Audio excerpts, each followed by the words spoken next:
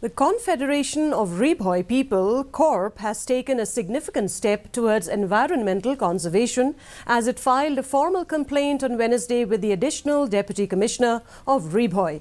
The complaint pertains to the alarming and widespread illegal killing of aquatic life in the Umsnyang River. Led by the President Bandari Rintathyang, the Corp delegation, which included its members, met with ADC Raja Brahma. During the meeting, they presented a formal complaint letter urging immediate legal action against those responsible for these activities that have pushed various aquatic species towards the brink of extinction.